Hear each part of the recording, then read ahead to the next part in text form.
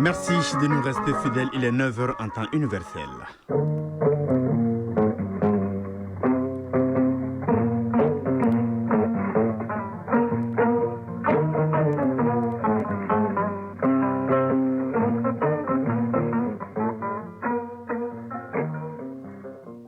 Le journal, Mohamed Diarra. Le temps, 27 degrés, la maximale atteignue est de 32 auditeurs de Radio Mali. Voici les titres de votre journal.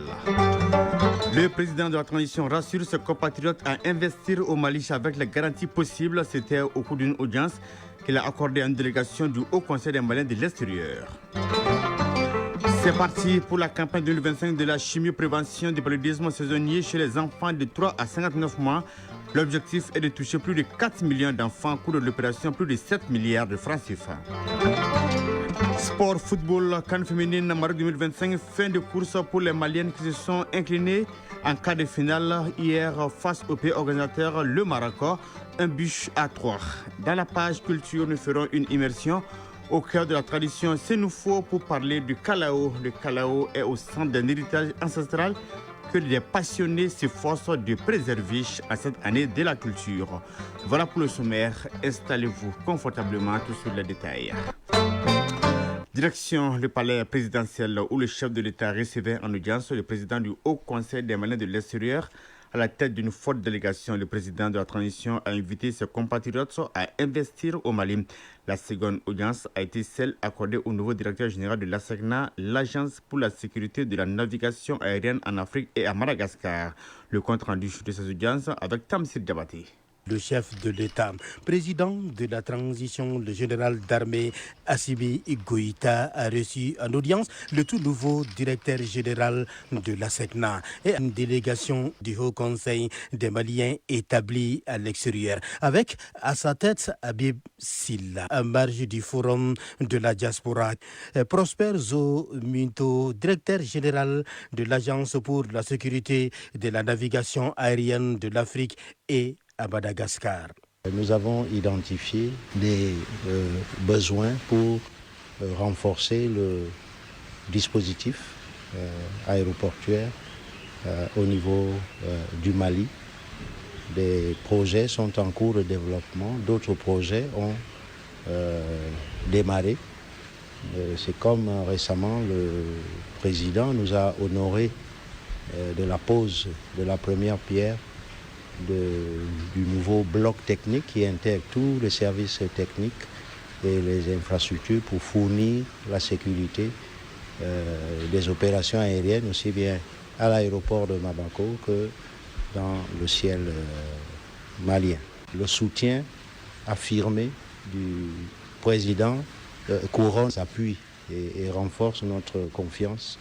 Quant à la diaspora, elle est venue renouveler son attachement à la nation et rassurer le chef de l'État que les travaux entamés dans le cadre du forum sont porteurs d'espoir pour une meilleure intégration de la diaspora malienne dans les politiques de développement du pays. Habib Silla, président du Haut Conseil des Maliens établi à l'extérieur. Aujourd'hui, nous pouvons dire que l'inquiétude que chacun avait pour venir investir au Mali est levée, l'équivoque est levé.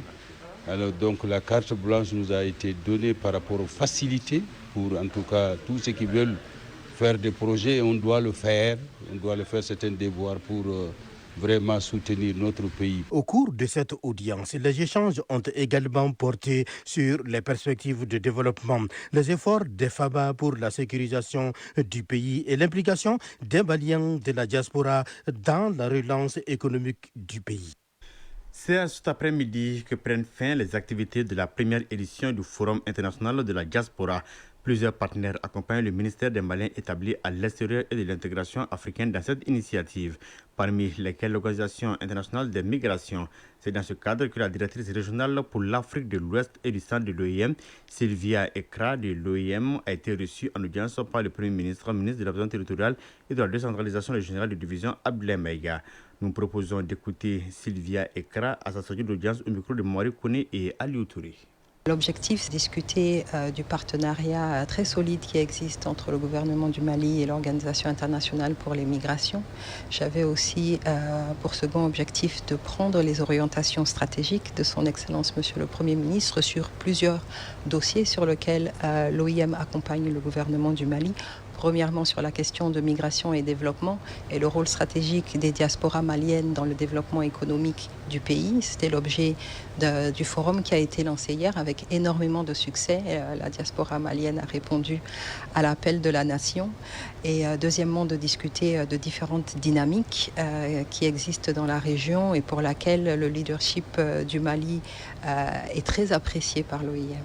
C'est avec beaucoup de satisfaction et d'humilité que nous avons pu écouter les retours du Premier ministre, sa satisfaction par rapport à l'écoute des orientations qui ont été données à l'OIM, le fait que nos programmes s'inscrivent dans les priorités nationales. C'est vraiment une approche de co-construction, une approche de terrain aussi, qui sont vraiment au plus près des besoins des populations maliennes de diverses façons. Et le Premier ministre nous a aussi permis de discuter de sujets importants comme le suivi du forum et comment est-ce que nous allons pouvoir saisir cette opportunité-là de vraiment insérer la contribution de la diaspora malienne dans des investissements plus productifs qui vont permettre d'accélérer le développement économique du pays. Nous avons discuté d'autres dynamiques comme la gouvernance des frontières également. Oui, la santé qui fait partie également des priorités de l'OIM. Justement, lancement dans le district sanitaire de Sanankoroba de la campagne 2025 de chimioprévention du paludisme saisonnier chez les enfants de 3 à 59 mois. Cette campagne a pour objectif de couvrir au total plus de 4 millions d'enfants de 3 à 59 mois. La dite campagne est couplée au dépistage de la malnutrition chez les enfants. Elle coûtera à l'État et ses partenaires plus de 7 milliards de francs CFA. On fait le point avec Aïssata Saliou Maïga. L'administration de la première dose de la sulfatoxine pyritamine et de l'amodiaquine par le colonel Assaba Diallo Touré au petit garçon chaque amité âgé de 2 ans donne ainsi le ton à la campagne 2025 de chimioprévention du paludisme saisonnier chez les enfants de 3 à 59 mois. Cette campagne ainsi lancée à Sanankoroba, située à une trentaine de kilomètres de Bamako, a pour objectif de couvrir au total 4 107 505 enfants de 3 à 59 mois. La stratégie adoptée pour administrer les médicaments reste le système de porte-à-porte et les agents chargés d'administrer les médicaments procéderont en même temps au dépistage de la malnutrition en vue de donner des informations nécessaires aux parents pour une meilleure prise en charge de leurs enfants. Colonel Assaba Diallo Touré, ministre de la Santé et du Développement social. C'est une intervention préventive pour réduire la morbimortalité de cette maladie. Ali Kanouté, représentant résident du catholique Relief Service. La campagne de chimioprévention du paludisme saisonnier sera déployée cette année dans 57 districts sanitaires. Notre ambition est d'accompagner le ministère de la Santé ainsi que tous les autres acteurs à toucher plus de 4 millions d'enfants âgés de 3 à 59 mois. Mamadou Zan Traoré, maire de Sanankoroba. Il s'agit d'user de tous nos moyens et tous nos efforts pour mettre en pratique les 2 méthodes de traitement préventif.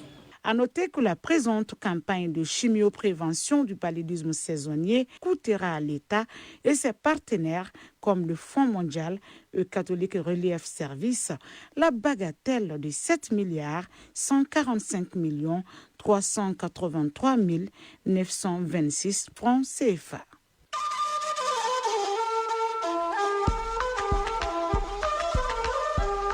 AES Actualité.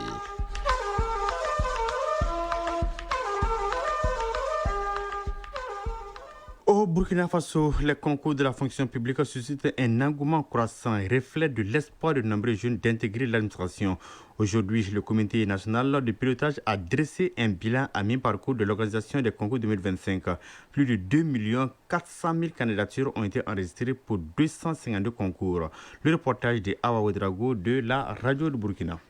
L'organisation des concours directs de la fonction publique session 2025 suit son cours. La session enregistre plus de candidatures que l'année dernière, explique le président du comité national de pilotage des concours, Rodrigue Oboulbiga. Au titre de la session de 2025, il a été ouvert au total 252 concours directs sur 253 autorisés.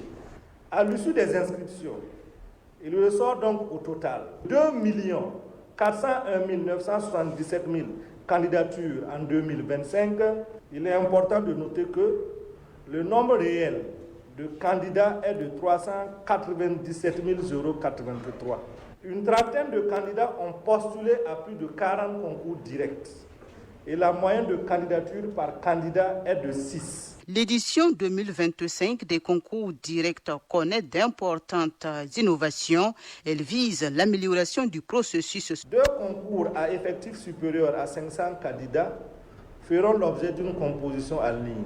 Sur ce point, il faut retenir que la règle était de faire composer uniquement en ligne les concours dont les effectifs étaient inférieurs à 500. Mais cette année, de façon exceptionnelle, nous allons faire composer en ligne les médecins généralistes et les ingénieurs de conception géomètre pour des effectifs respectifs de 900 et 799 candidats.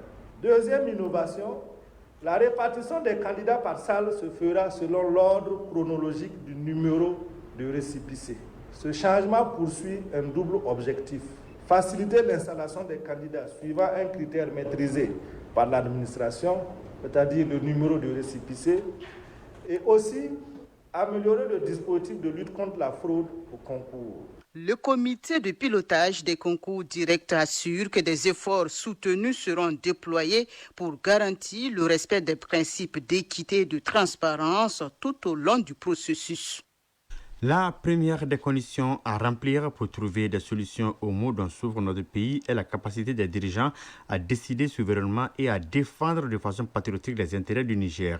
Ainsi s'exprimait le président de la République, chef de l'État, le général d'armée Abdraman Chani, dans sa vision pour un Niger véritablement indépendant et prospère.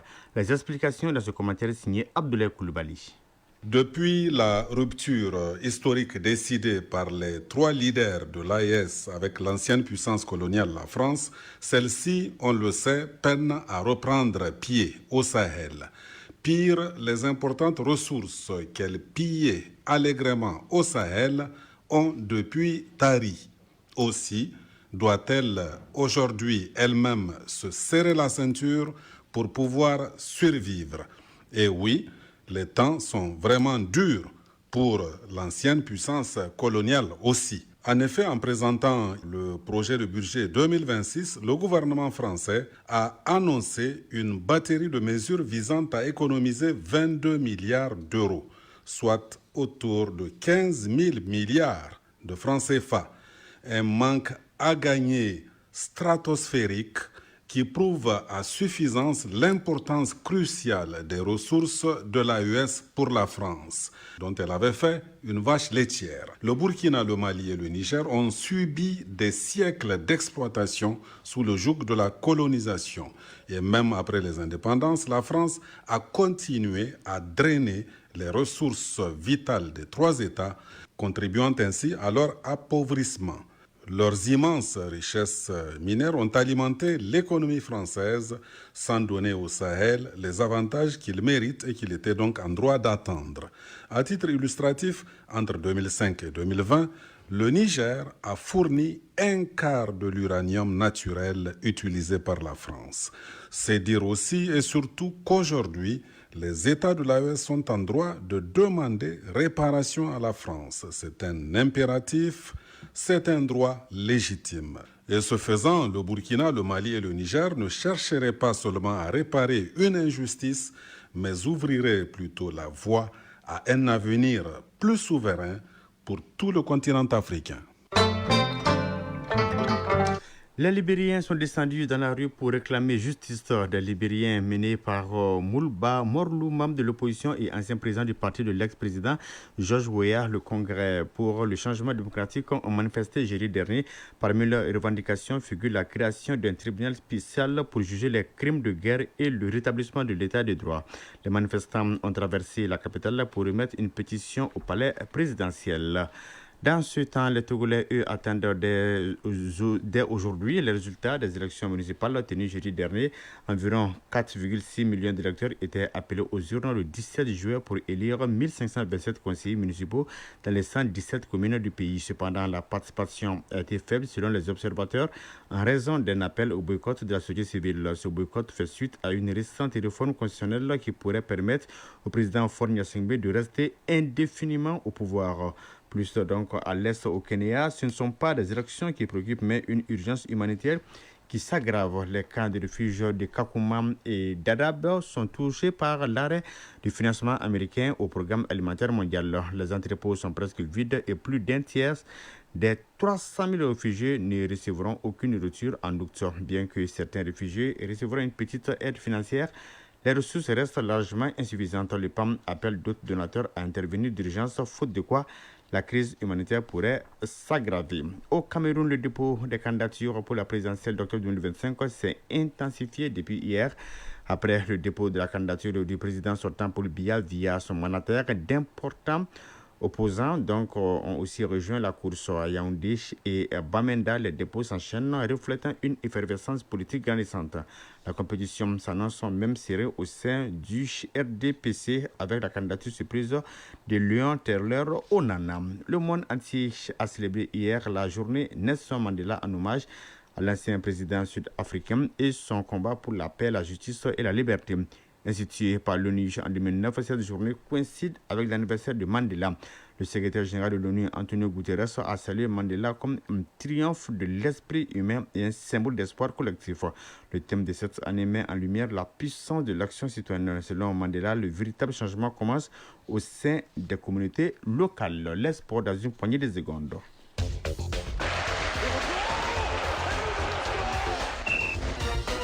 Dommage, le Mali s'arrête en quart de finale de la CAN féminine Maroc 2024. Les Maliennes se sont inclinées 3-1 face aux Marocaines.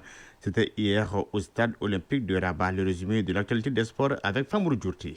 Football, le tournoi de montée en Ligue 1 professionnelle du Mali démarre ce week-end avec 2 rencontres. Ce sont les équipes du groupe A qui seront sur le pont cet après-midi. Au stade Mamadou Konaté, à 16h, Derby Academy de Bamako joue contre El-Ouidj FC de Kidal. Au stade Wenzen Koulibaly, Tombouctou FC, TFC affronte ATS de Koro de la Ligue des Mopti. Le FC Balanzan de Ségou est exempté pour cette première journée. CAN féminine Maroc 2024, les Aigles dames du Mali tombent les armes à la main. En quart de finale, disputée ce vendredi, elles ont été battues 3-1 par les Marocaines. Une rencontre équilibrée où les Lions de l'Atlas ont été plus réalistes que les nôtres. Le résumé de la rencontre avec nos envoyés spéciaux au Maroc, Assa Soumaré et Oumar Katraouri. Dès le coup d'envoi, les Lions de l'Atlas ont montré leur détermination, ouvrant le score dès la 7e minute. Grâce à Eitham Diardi, ce premier but a donné le ton à la rencontre, plaçant immédiatement les Marocaines dans une position favorable. Les Aigles du Mali ont vite réagi en prenant le jeu à leur compte. Les Maliennes ont affiché une belle combativité, mais elles ont manqué de réalisme et de chance face au but. Les joueuses du sélectionneur Mohamed Saloum Houssen ont même trouvé le fond des filets, mais le but a été refusé pour une position de hors-jeu. 1-0 pour le Maroc.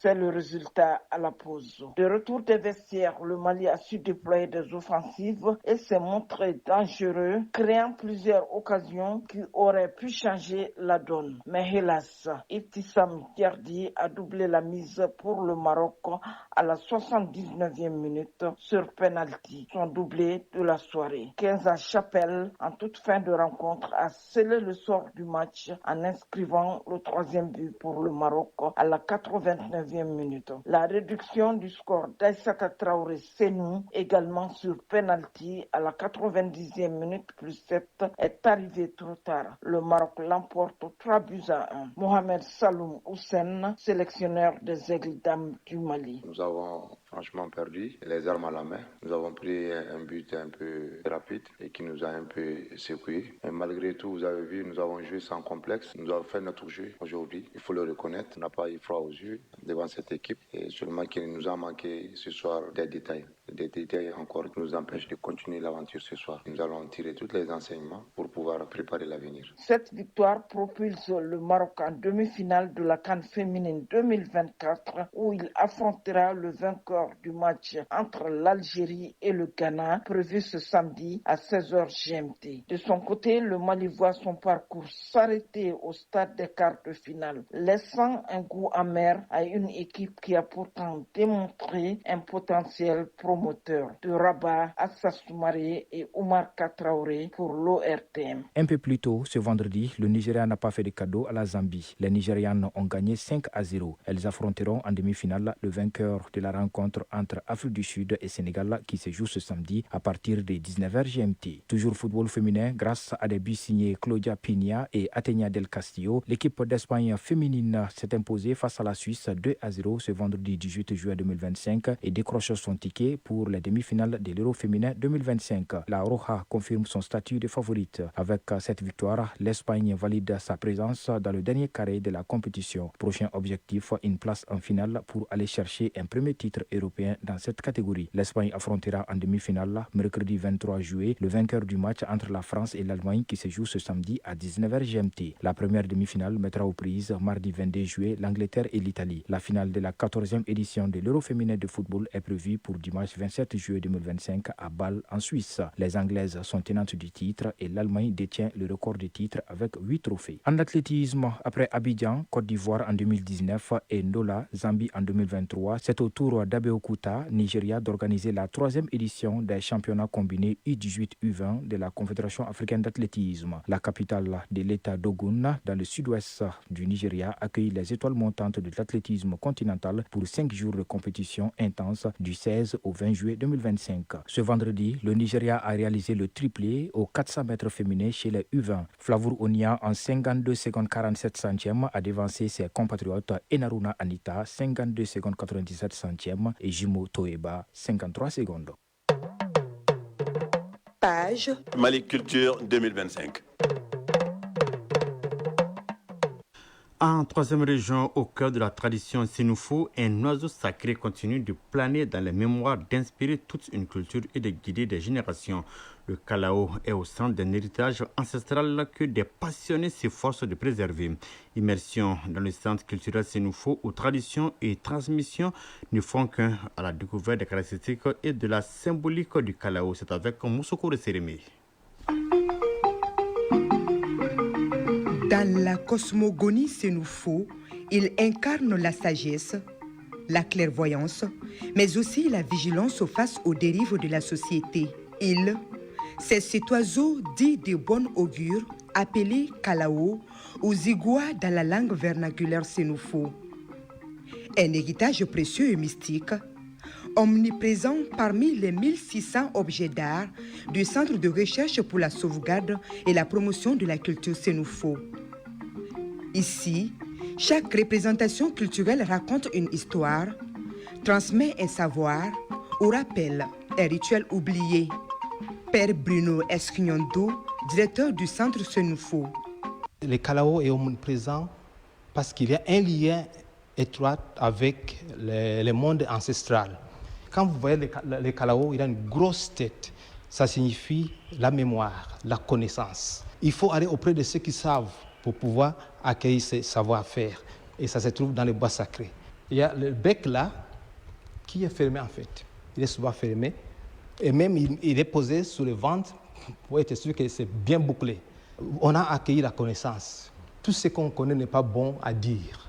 Et quand vous voyez aussi les ailes écartées, une forme bombée, c'est pour encourager les jeunes à être des travailleurs. Il est tout droit.